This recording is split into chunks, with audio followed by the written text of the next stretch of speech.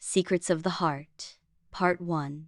The clock showed 7:43 a.m. when Emily opened the main door of the Westwood Care Clinic. As every morning, she greeted the guard with a tired smile and walked down the neat hallway to the reception. He settled behind the counter, left his bag, gathered his hair in a messy bun, and sighed. Another day, or so he thought. "Good morning, Millie said, a lab partner passing by. "Good morning, Dr. Miller," she replied with automatic kindness, but her gaze was fixed on the elevator at the back. It was always the same. At 8:00 a.m. Exactly, Dr. Nathan Blake left there, wearing his white coat, his gaze concentrated, and that air of confidence surrounding him like an invisible perfume. And like every morning, at 7:59, she put on a little lip gloss. Absurd, perhaps, but it was her favorite moment of the day.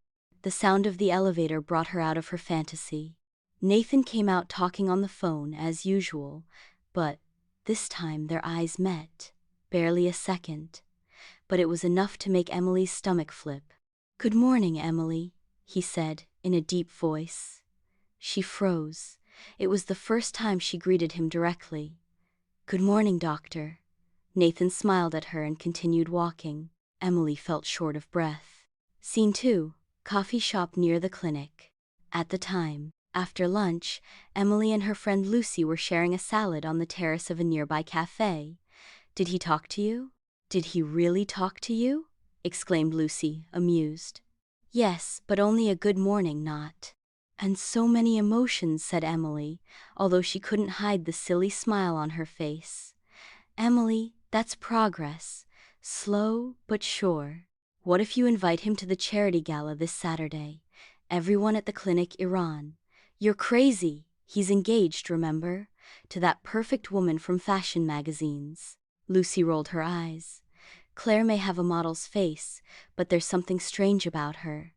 And if not intentas, you will never know what really happens." Emily sighed. She wasn't trying to break any relationship, only to understand why her heart beat faster every time she saw Nathan. Scene 3, clinic, emergency room. That same night, a strong storm hit the city. Lightning and thunder fell without rest. Suddenly, a blackout shook the building and activated the emergency protocol. Emily was to look for a patient to transfer him when the elevator stopped. Next to him, by chance, was Nathan. The elevator shook, lights flickered, and then darkness, silence. Is everything all right?" he asked calmly. "Yes, just a little nervous. I've never liked enclosed spaces," she replied, trying to maintain her composure. Minutes passed that felt like hours. And then, in the twilight, Nathan broke the silence. "You know, I realize that we never talk, but I always notice when you are." Emily didn't know what to say. Her heart was pounding like thunder. "It's outside. Is that a good thing?" he asked, trying to joke. "Yes, it's very good. Do you want me to continue with part 2 now?" In this part there will be confessions, a key social event, and the beginning of the conflict with Clare. The tension is going to rise. Would you like there to be a strong scene between Emily and Clare later? Secrets of the Heart, Part 2. Scene 4. Elevator, still in the tormenta. The emergency light flickered once more, and Emily noticed that Nathan's voice sounded softer, more vulnerable. "When I agreed to marry Clare, I thought it was the right thing," he said, without looking RLA directly. "But lately I'm not so sure." Emily slowly turned her face towards him. "Why are you telling me this?" Because I can't stop thinking about you, and I don't understand why." Thunder shook the building. Emily closed her eyes. Not out of fear of the storm, but of the whirlwind those words had created inside her. "You shouldn't say that. Not while you're with someone." "More," he whispered. The elevator door finally opened, and both went out in silence, as if the real world hit them with its crude light. Scene 5, clinic charity gala, Saturday afternoon. The hall was decorated with golden lights, live music, and elegantly dressed waiters. Emily attended with Lucy, not expecting much, until she saw him. Nathan was there. Alone? And Claire?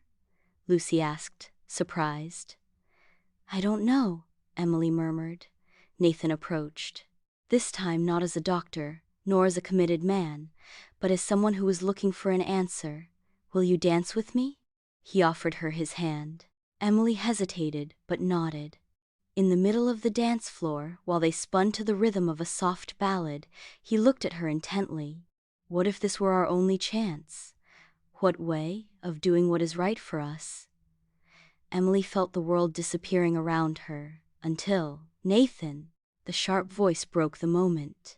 Claire had arrived, radiant, beautiful, and with a forced smile. Dancing without me? How curious. Nathan awkwardly moved away from Emily. Claire, I thought you weren't coming. And miss this? Impossible. The tension was evident. Claire didn't remove the from Emily's point of view. Her gaze was laden with more than jealousy, with suspicion. Scene 6. Back hallway of the hall. Later that night, Emily went to the bathroom and, upon leaving, Claire was waiting for her and in the hallway. You know, I can understand that a receptionist falls in love with the handsome doctor. It happens in the movies. I'm not interested in causing problems, said Emily, firmly. It's not necessary. Poe. Because you will leave. Soon. Nathan and I have plans. Big plans. Claire circled her slowly, like a thread in heels. And if you ever think that he looks at you differently, remember this. I always gano. Emily didn't respond, but something inside her burned, not fear, nor anger. It was pride, and a truth she was beginning to accept. She too deserved to be happy. Scene 7. Emily's apartment. It's last night. Emily couldn't sleep. She relived every word, every glance. She told herself 1,000 times that she should leave, that Nathan didn't belong to her. But then, a notification on her cell phone left her frozen. Men's Nathan's message. Claire lied. She's not pregnant. I need to see you, now. End of part 2. Approx. 2,000 words accumulated. Do you want me to continue with part 3? The confrontation is coming, one night. Decisive between Nathan and Emily, and a revelation that will change the course of history. Would you like Claire to hide something stronger, like a past infidelity or blackmail? Secrets of the Co-Reason. Part 3, Scene 8. Park near the river. Emily arrived at the agreed place, a quiet park, with lanterns illuminating the path and the breeze caressing the leaves. Nathan was waiting for her sitting on a bank. Thank you for coming, he said, seeing her. Your message worried me. Nathan looked down. He seemed tired, but determined. Claire faked her pregnancy to keep me. I discovered it yesterday, when I found a fake medical prescription among her things. Confronting her was a war. And what did she say? That if I leave her, she will publish personal photos, old messages, things that could destroy my reputation, Tation, and my career. Emily was silent.